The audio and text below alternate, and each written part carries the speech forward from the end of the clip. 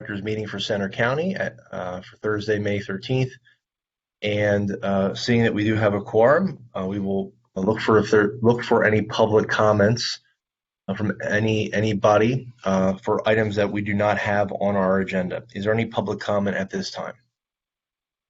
Feel free to unmute yourself and you can offer public comment. Okay, hearing and seeing none, we will look for a motion to approve our minutes from our last meeting held in April. Is there a motion to approve those minutes? Motion to approve the meeting minutes from April. Second.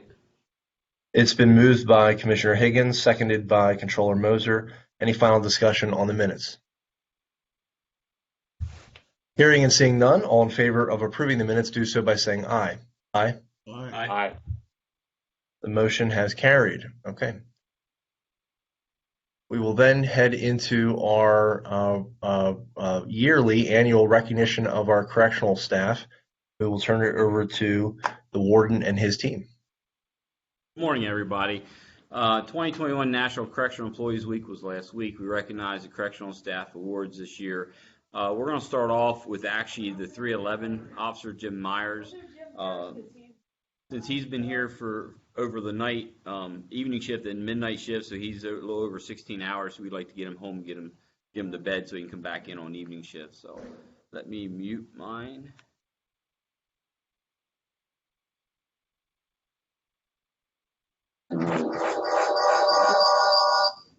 There we go. So this is Jim Meyer. He's been employed with us since April of 2006. He's a graduate of Bellefonte Area High School and was previously the Officer of the Year in 2008, only 2 years after he started. So we've got quite a history of excellence. He's one of our senior, actually, are you the senior officer on 3 to 11 these days? No, actually, Tony Little. Second senior officer. 6 months. But every new person that comes onto the shift really seeks out Jim because of his experience, and he's in central control and keeps literally the entire building running throughout the shift. So he's always our eyes in the sky and moving everyone through doors, and he's one of the best at doing that. Whenever we have emergencies and you have to get somewhere fast to get help to a place, he's just the best at moving everyone where they've got to go without delay. So of course all the younger staff look up to his wisdom, so he's always taking on extra stuff, delivering items, moving vehicles when it's snowing out to make sure we have them for transport, just handling all of the day-to-day stuff that comes up on the fly. So we really appreciate everything Jim does for us, and he really kind of sets the bar there in central control for everything. So thank you, Jim. Thank you. Congratulations, Jim. They're going to talk to you, man. Oh, okay. I know.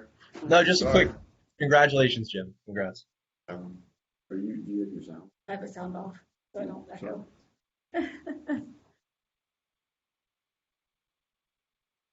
There we go. We were having trouble hearing you. No, not a word. Congrats, Jim. Thank you for your work. You bet. Appreciate it. You guys have a nice day.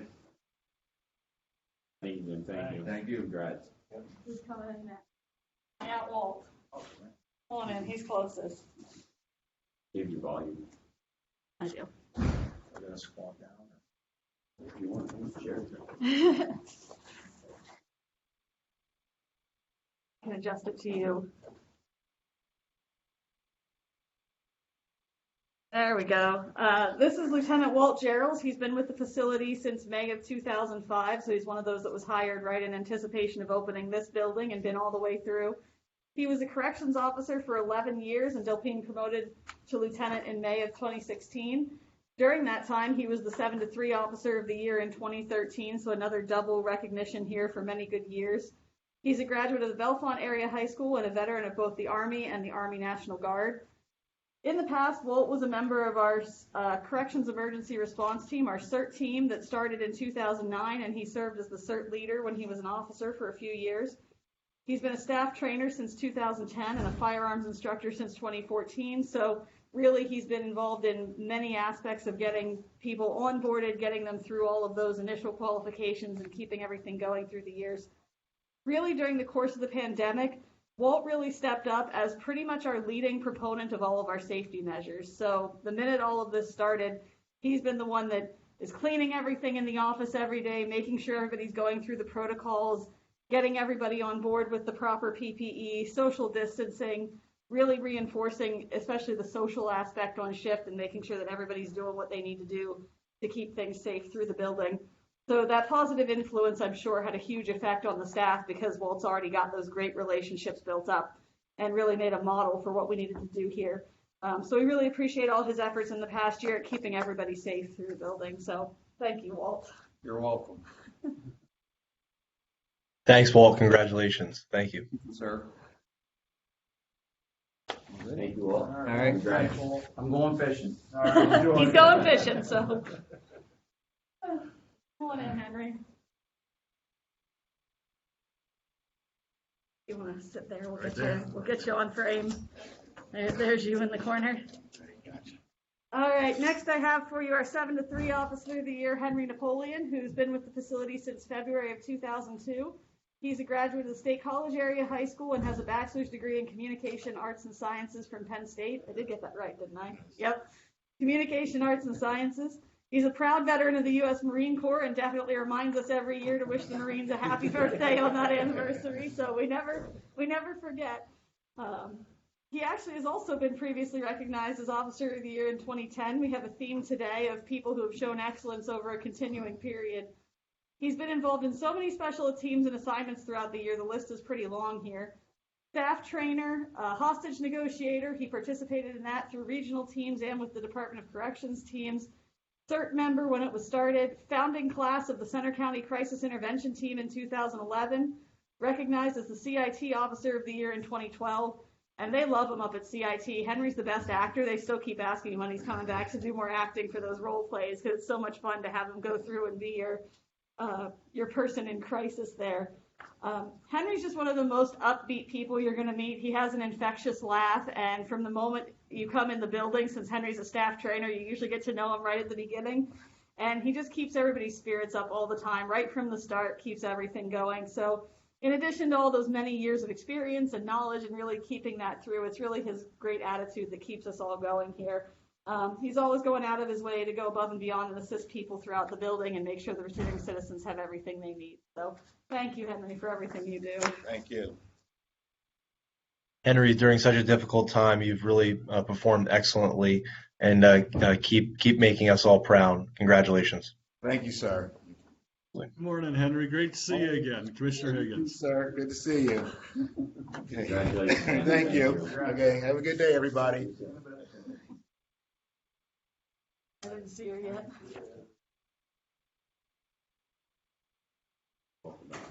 Yeah. So you just have me back for recognizing our last 2 nominees who couldn't be with us quite this yet. Denise might sneak in towards the end if we go long enough. She'll be in here a little bit later in the day. So we'll start with her. Our Employee of the Year is Denise Murphy, our administrative assistant out front. She's a graduate of Penns Valley High School with an associate's degree in business from South Hills School of Business and Technology. Over the years, Denise and I have been back doing recruiting efforts and things, so it's great having a South Hills grad because she helps keep us in touch with some of those, even the non-criminal justice programs. She handles all of the inmate accounting, paying trustees, court-required payments, troubleshooting debit card issues.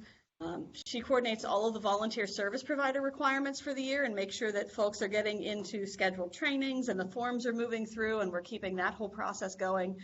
She also kind of keeps us on front up to date, keeps us on task because we give her all these miscellaneous things to do where we go, hey, we need like all this mental health data. We're going to create a big new form. It's going to have all this information. So she creates these massive spreadsheets and databases. She actually makes them so well that sometimes she makes them with these pretty features that even I'm going like, I don't know how you do that. How do I get it out of there so I can like resort the spreadsheet? She does a lot of the things back and forth with GTL when we need custom reporting to get some of those data things out. So whenever those things come up that just sort of don't fall on a particular plate, Denise is usually the one picking up the load and moving those forward. So she's got some real skill in helping us get those moving there. So if we're able to catch her here a little bit later, we'll sneak her into the meeting, but she'll be with us later today. And then our final awardee, Josh Reffner, will be our 11 to 7 Officer of the Year. He told us he's busy golfing this morning, so we let him go to his important leisure activities there. He's been employed with the facility since October of 2015. He's a graduate of Central High School in Martinsburg, Pennsylvania, and holds a bachelor's degree in Communications Sciences and Disorders from Penn State. He's shown tremendous growth in the last year as an intake officer, and his knowledge really shows day in and day out. The lieutenants had only glowing things to say about how he holds down that really critical post out in intake and release and really brings team members along with him. So when there's someone new that doesn't know what they're doing or just hasn't been out there in a while, he's always taking on the duty to really get them up to speed and make sure everybody knows what's happening there. He reliably picks up overtime shifts, and if he's mandated, he works out his full mandate and really has a great attitude anytime he's here. So if he gets stuck over with us on the daylight shift, it's still nice having him around. He really handles himself professionally with the law enforcement agencies that come in. There's a lot of public and central booking, a lot of law enforcement coming in and out overnight, and sometimes not in the best circumstances there. But he's such a calming influence when he's out there. He really de-escalates and keeps everybody moving the best out there. So the lieutenants really wanted to recognize his friendly demeanor, good attitude. They said he really brings a light on the shift. So I think that's great praise for Josh there, who couldn't join us. Well, congratulations to Josh and Denise as well. Even though they not with us now, we appreciate all they're doing. So thank you. That's great. And we should mention, I know I missed out, but there were some fun things that happened last week. Not just the chicken, but many other things. If you wouldn't mind just giving maybe a recap of some of the things that happened last week for correctional officers. It could be more fun than the warden's chicken. I know. Got an answer. Yeah, so we took some pictures here. So, of course, Great. our menu for the correctional week this week was from May 2nd to the 8th. Sunday, they had cheesesteaks and fried cauliflower. Monday, they had wings and cheesesteaks or sticks. Tuesday, they had Chinese food from the Bellefonte Walk. Wednesday was the warden's grilled chicken, half chicken, baked yams, and coleslaw. Thursday was hot sausage, pierogies, and wedding soup. Friday was grilled steaks, baked potato, and fresh asparagus. And Saturday was pulled pork, barbecue, and macaroni and cheese. And then they had ice cream every day. And actually, they had Melanie's desserts every day, where it was chocolate chip cookies, Reese's peanut butter bars, cinnamon roll cakes, 5 flavors of cupcakes, Oreo cream cheese swirl brownies, carrot cake, no-bake cookies, peanut butter, and chocolate. As you see there, the chickens were on the grill, and as well as the desserts there. We took some pictures of it. So, of course, it's been a team effort here, as always, to make sure this is a special week for every correctional employee that work here. And, of course, we gave everybody a blanket that should be distributed to the board members as well. I think everybody enjoyed those. They were really pleased about how fluffy they were and soft they were, and how usable they're going to be. At times, sometimes you give gifts, it's not real usable, so we try to look at things that the staff's going to use at that time. So it was a really great week for the staff. They're appreciative. They've thanked us numerous times, all of us, about the special week that we make it for them. But we can't run this correctional facility without them. It's their efforts, their positive attitudes continuously, just to work through the trying times, especially over the past year with the pandemic. It's been some trying times, but our team stuck together and we got through it. And anything that comes at us, I think we can get through just because we have such a solid team. Well said, Warden. Yeah, it has been difficult, challenging to say the least, but you really make this week special, and so I think it was a great way to remind the staff how much you appreciate them. So thanks for the highlights, and really appreciate all the work that you all put into making the week a special time for staff. So thank you. Thank you. Okay, so with that, we will then head into our monthly reports and the warden and his team. Okay. Starting off with our Center County Mental Health with Amy Miller. It was the month of April was all call-ins. A year ago, she conducted 10. This past year, she did 21. She referred 3 to PSU Psych, as well as 8 to Carl Schultz Mental Health. She is back in the building starting this week, 1 day a week, to be able to meet with these individuals one-on-one, which is a great benefit for the individuals as well as our counselors not having to take that much time away from their duties to make sure these calls happen. So it's great having Amy back in, talking with our returning citizens there. Dr. Michael Wolf with the PSU Psych Clinic, all of them are virtual. He's seen the last month 12 returning citizens. Crossroads is still virtual. The drug and alcohol for the male returning citizens, there were 6 they've seen 4 times this past month. 1 returning citizen female 4 times per month. Mental health was 4 males 4 times per month, and 2 females 4 times per month. Continuing in with the Compass program, Center County Compass program, which they have started back up. There's 12 male in the group with 1 peer support. They met 4 times per week. Females, there's 8 returning citizens with 0 peer supports currently because they all have graduated and got released. So we're starting from scratch there with the females 4 times per week for the last 3 weeks or 4 weeks. Compass graduation, of course, we just started back up in April, so there's no graduation.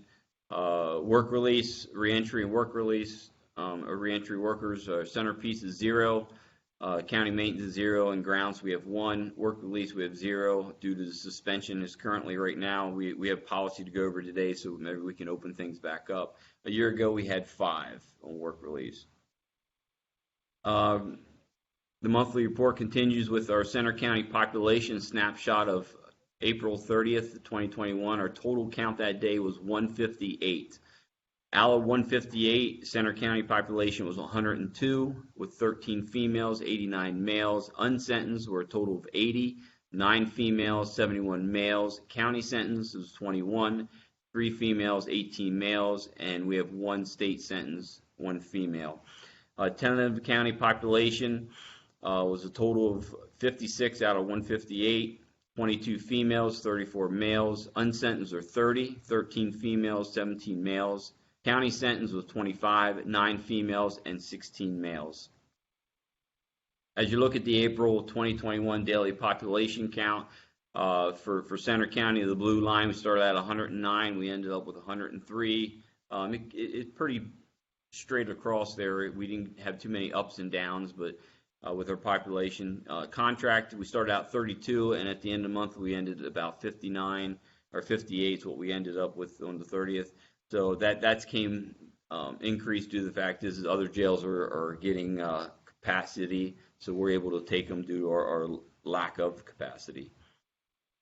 Returning citizens report, we can continue with the behavior modification status. We have 4 that are on tier 0, and we have 19 that are out in general population. Our co-occurring disorder, a year ago we had 6 out of an intake of 18. This past April, we had 31 out of 79 with a 39.2% of our intakes that had co-occurring disorders. And only 24 were on or have not refilled their medications upon intake. Out of the 31, 11 was from center, 3 females, 8 males, 2 from out of county, 2 females, 0 males. Suicide watch a year ago was 3.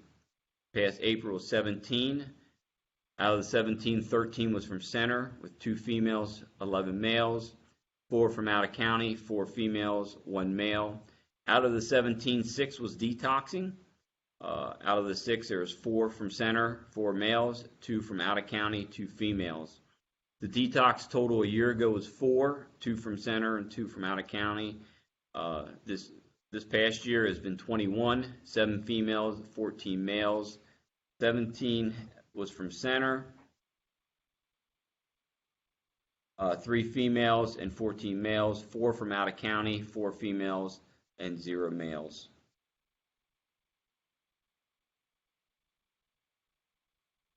Our substance detox by the numbers, heroin topped them all with 7, 5 from center, 2 from out of county. Benzo was 4, 4 from center, 3 from meth, 2 center, 1 out of county. Alcohol was 5, 2 from center, 3 from others, and we had 2 for multiple, and that is 1 with heroin and benzo, detoxing was from center, and 1 heroin and meth was from out of county. FlyMat numbers, right now we haven't got anybody due to COVID, no new injections at this time. We are advertising it through the blocks, as well as the counselors are talking to them about it. No one has signed up for it this time. Going into the prime care report, inpatient hospital was 2 out of 3 days, 2 individuals out of 3 days. One was detoxing seizures and heavy detoxing, and the other one was in for 2 days for rhabdo. So our COVID-19 test results was returning citizens test, symptomatic testing. We still at the same numbers we were last month, with negative of 264 and 75 that recovered. Asymptomatic testing, we continue to do that on a regular basis. Negative was 333 and recovered was 50. Total seen by the physician or the PA a year ago was 41. This past year was 90. The total medical transport to outside physicians a year ago was 5. This past April was 19. Mental health clinician individuals seen. You've seen a year ago it should be April, not March, but 143. April 2021 was 187. The psychiatric a year ago saw 67. This past April was 93. Mental health patients on psychotropic medication, returning citizens that were on psychotropic medications for the entire month of March a year ago was 152 out of an ADP of 184, which was 82.6% of our population. This past April was 92 out of 148, which comes out to 62.2% that's on psychotropic medication. The daily average patient diagnosed with mental health is a total of 111 out of 148 ADP. A year ago, Category C was 91, 49.5% of our population. Category D was 20 with 23 with 12.5% of our population. Past April of 2021 was 88 for Category C, 59.5% of our population. And Category D was 23 with 15.5% of our population. Our mental health stability rating, entire population of the facility, starting with the stability code A, is a total of 13, 8% of our population. B is 14, which is 9% of our population. Category C is 101, which is 64% of our population. Category D is 21 with 13% of our population, which comes out to a total of 149. Awaiting assessment is 9, which is 6%, with our population of April 30th of 2021 was 158. The mental health stability ratings by county. Stability code A, blue is Center County, is 12 with 12 males. Green is out of county, which is 1 male. State of code B is 12 from center, 12 males. Green, out of county is 2 males. Stability code C is a total of 62 from center, 10 females, 52 males. Out of county is 39, 19 females, 20 males. And out of county for category D is 12 for center, 11 males, 1 female, and 9 from out of county, 7 males and 2 females. Inmate grievance reports. A year ago, we had 22. This past April, we had 15. 1 was non-grievable, 6 was grievable. There's no appeals, and 8 were refused. Central booking numbers are looking much better than we have been looking. A year ago, we had 16 bookings. This past April, we had 206 bookings. That's up 190 bookings, so that's going to help their revenue for central booking. 11-7 processed 21, 7-3 27, and 311 has been carrying the load with 170. And that's it, sir, for reports. Okay, thank you, Warden. For the monthly reports, do any of the board members have any questions or comments on any of those?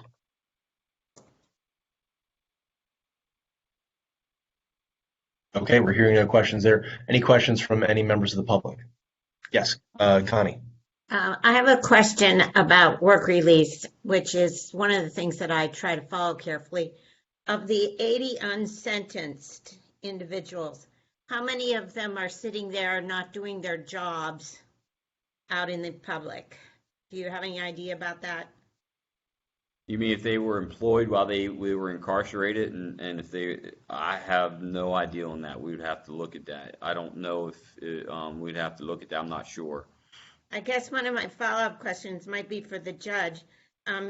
Rather than having unsentenced people sitting in jail who have jobs, is there any possibility they could be put on monitoring systems so they don't have to give up their employment?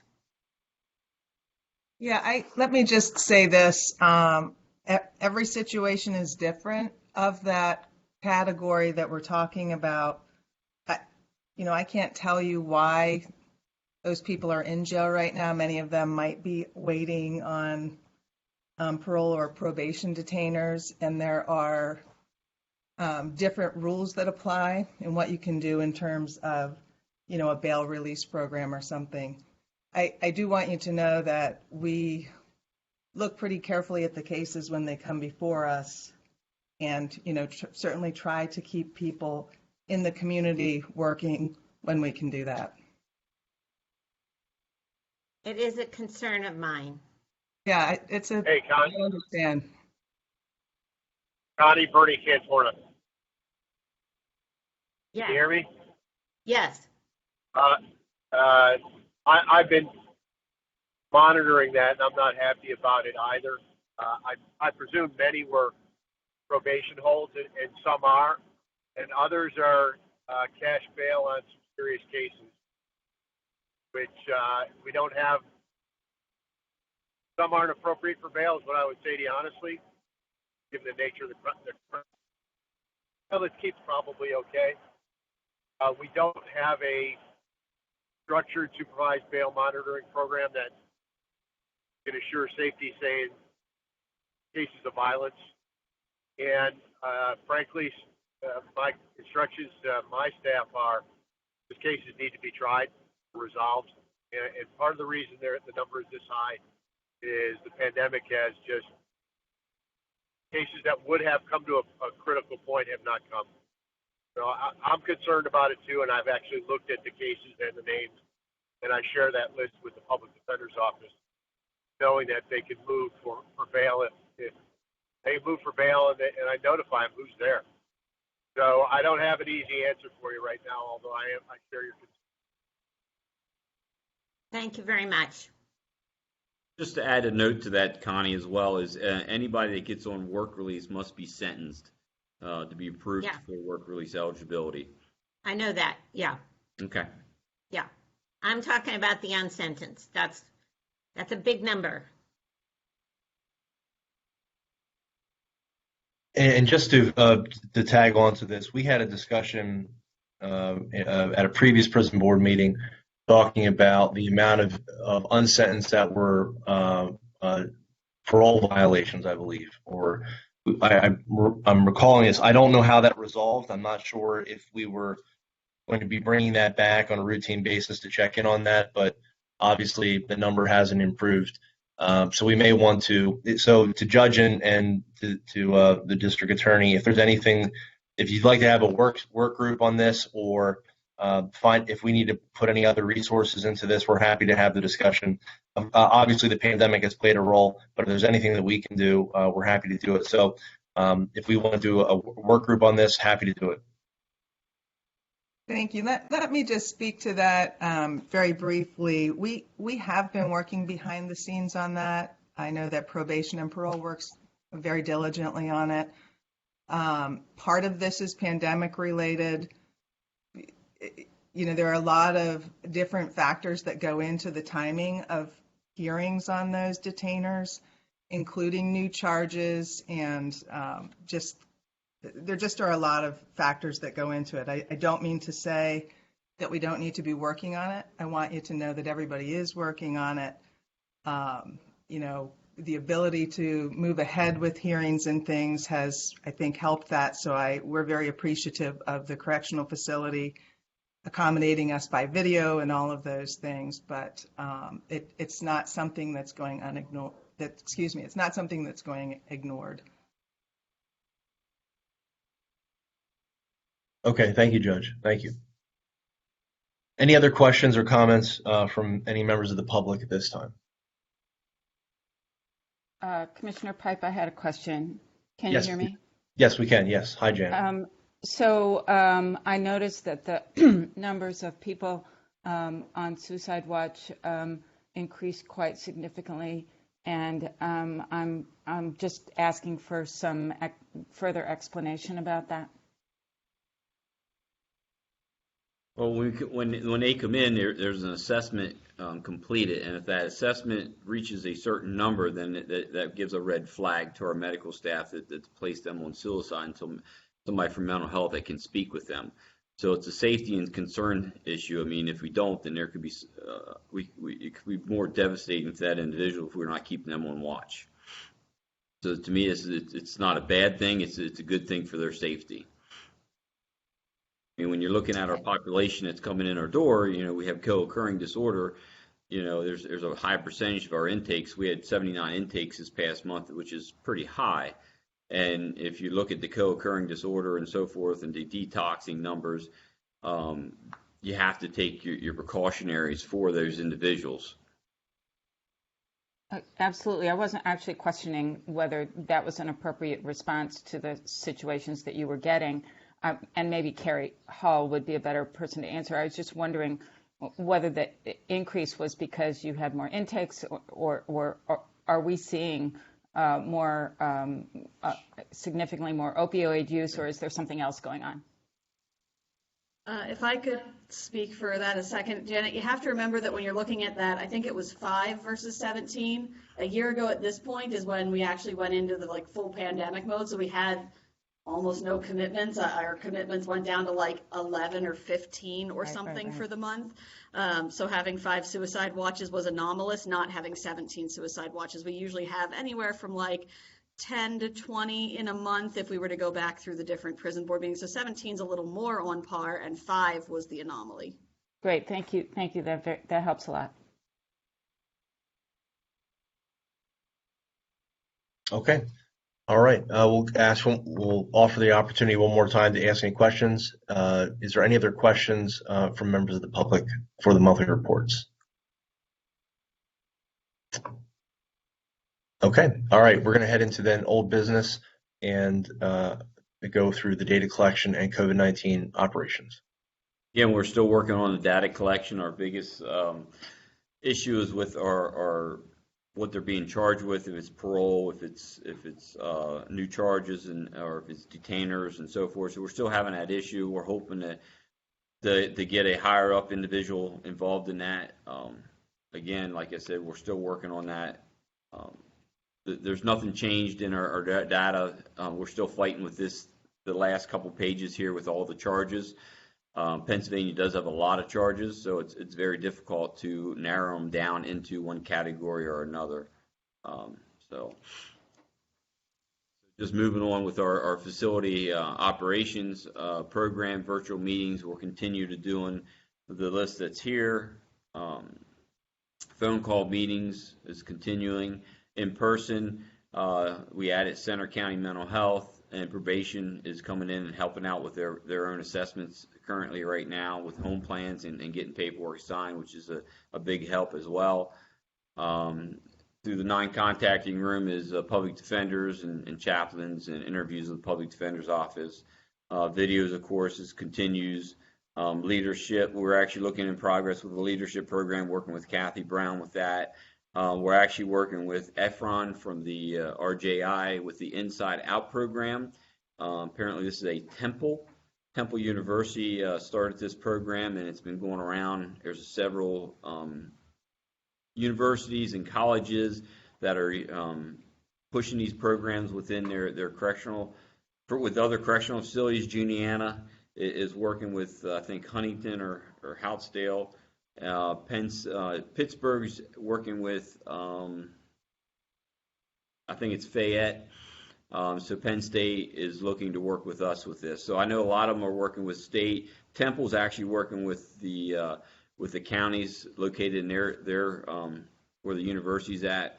So Penn State's working with us with the Inside Out program. It's where it works out with the college students work with the incarcerated individuals, and they learn from one another, and they do projects together and so forth.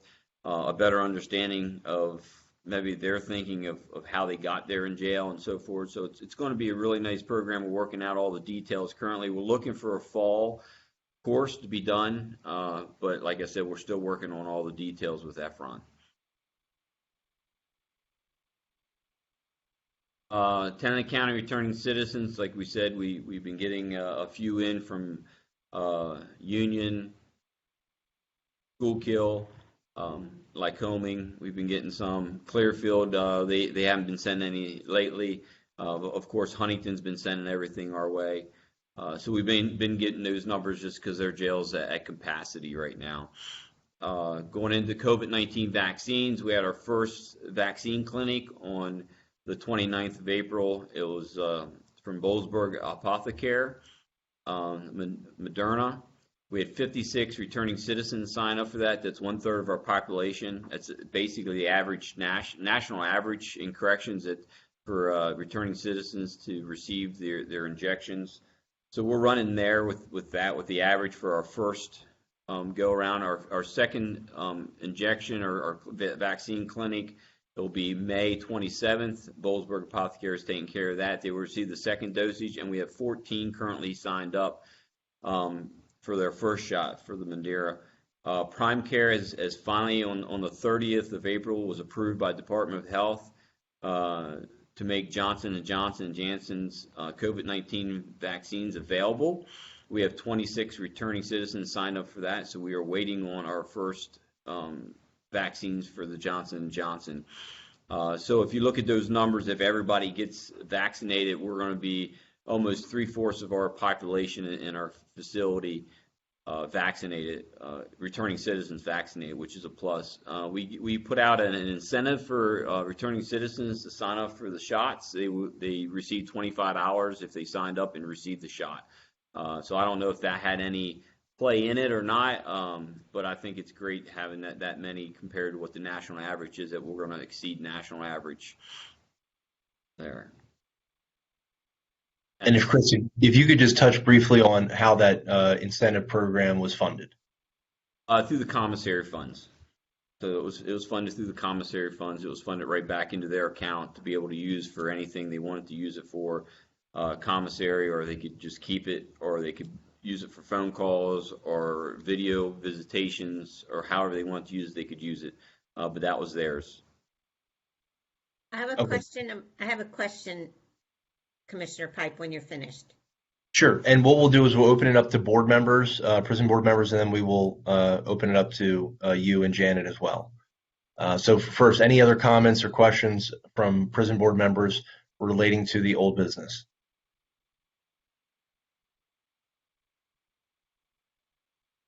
Okay, we're hearing none. Yep. So Connie, the floor is yours. I'm just curious as to the participation of your staff in receiving the vaccine, because they're an important part of that picture.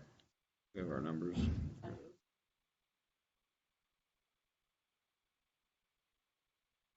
Okay, sorry, playing mute, make sure we don't echo there. It is totally voluntary for them to report to us whether they got vaccinated or not. So to the best of our knowledge, we have 47 out of our 100 staff members vaccinated, but that's all voluntary self-reported. So some of those were part of the vaccine clinic on April 29th and will be receiving their second doses on the 27th. A good number were out in the community. So at this point, there could be somewhat more, but it's at a minimum 47. Thanks. Okay. Any other questions or comments? Okay, we're hearing none. We're going to go into the new business then. We have some policies for just to review and to revise as well. Yes, thank you, sir.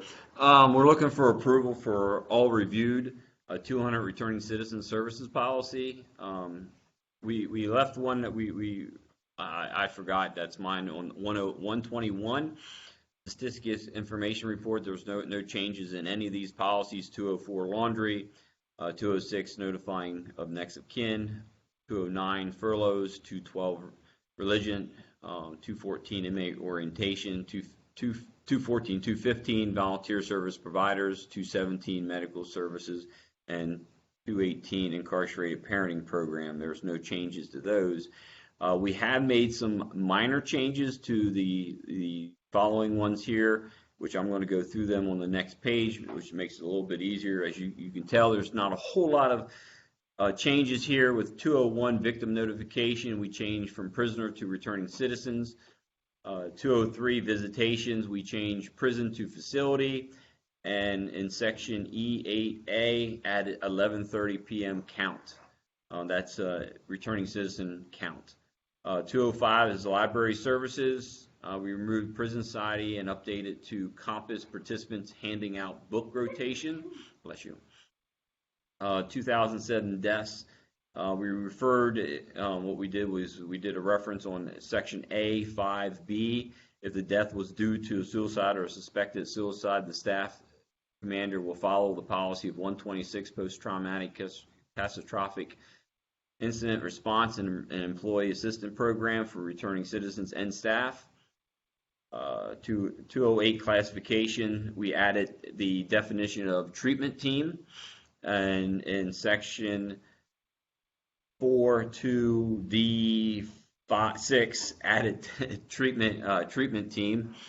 210 barber services, we changed from administrative assistance to administrative coordinator, because that is her job to take care of the barber services. Community reentry 211. This is where 211 and 216 is where we kind of changed it for section C.3. We added returning citizens will be required to receive a COVID-19 vaccine or had a COVID-19 vaccine or a booster COVID-19 vaccine to be eligible for community reentry or educational program.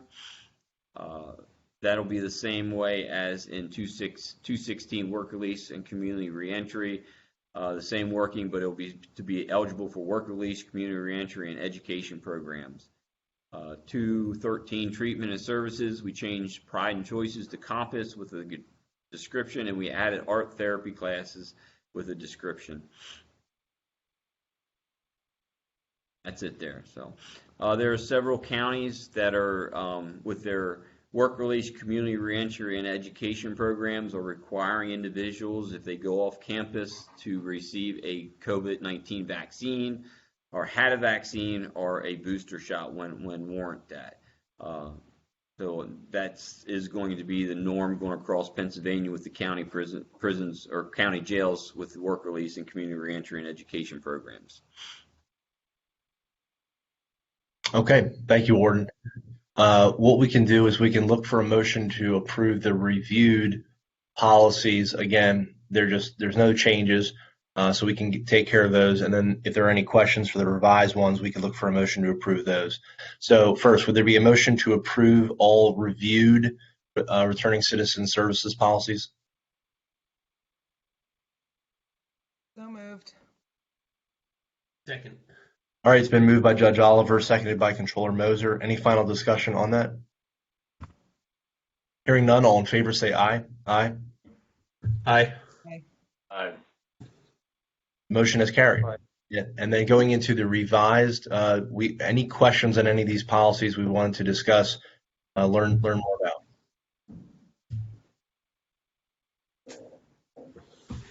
about. No, it seems straightforward. Okay. Okay. Hearing no further questions on this, would there be a motion to approve the revised policies? Motion to approve the revised policies.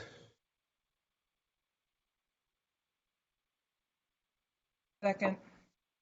It's been moved by Controller Moser, seconded by Judge Oliver. Any final discussion on the revised policies? Hearing none, all in favor say aye. Aye. Aye. Aye. Opposed say nay. Motion is carried. Okay, thank you, Warden. One last thing for new businesses. I've been working with County Administrator Margaret Gray, and Human Resource Director Kristen Simpkins. We're looking at recruitment and retention incentives for the new correctional officers. Just want to let everybody know that we're working on that. The incentive or the recruitment and retention incentive would not be anything with the contract. This would be from the county.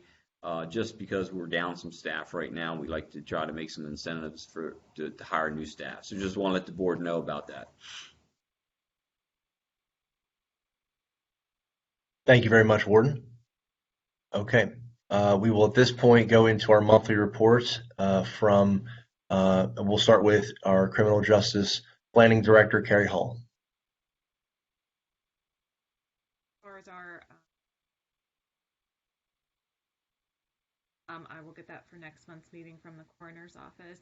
And I'll just note briefly that we did modify our COVID grant that we have with the state, with the Pennsylvania Commission on Crime and Delinquency.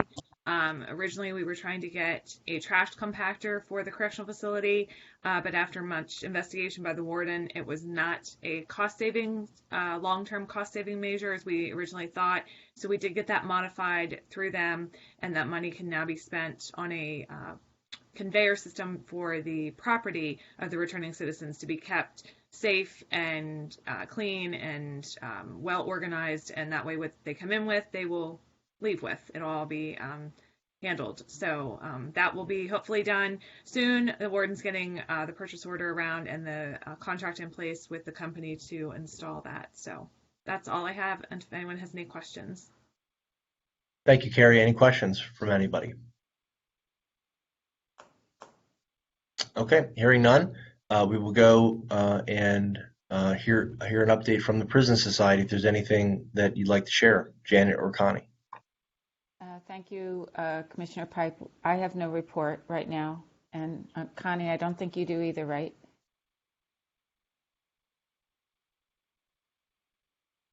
Okay. Yeah. Okay. All right. Well, thank you both for being with us today. We'll look forward to hearing from you in June. Okay. And then centerpiece. Let's see here. I don't believe Kathy is joining us. I don't know if there's anything from Warden or anybody else. If Kathy, you want maybe just how things are going at centerpiece from your side of things. We haven't been able to send any returning citizens down to them. Hopefully, with the new policies, we can start sending some people down. One thing we've been working with is the community conferencing. We actually have our first two returning citizens going to be meeting with Carrie and Elizabeth on Monday to start their community conferencing with their that whole program, which we're pretty excited about that, as well as we're working with Centerpiece, Center Leadership, as well as the jail working on a leadership program. They met yesterday. Our times got messed up, so I don't know what all went through the meetings.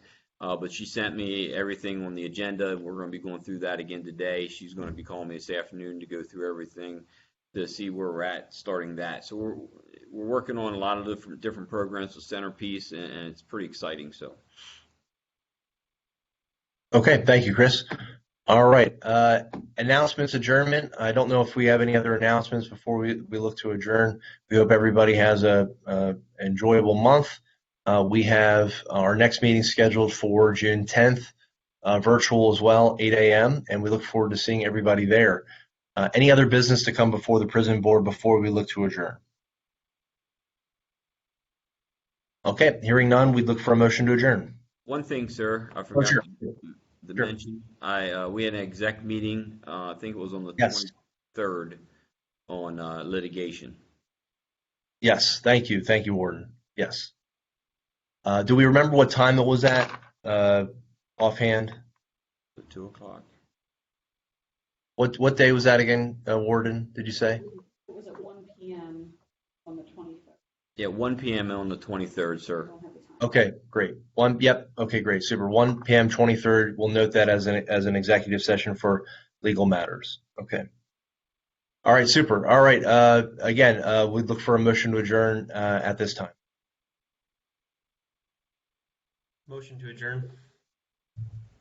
Second. Been moved by Controller Moser, seconded by Commissioner Dersham to adjourn at 8:52. All in favor of adjourning, do so by saying aye. Aye. Aye. Aye. Opposed, same sign. We are adjourned. Okay, thank you, everybody. Have a great day. See you, everyone. Thank you. See ya.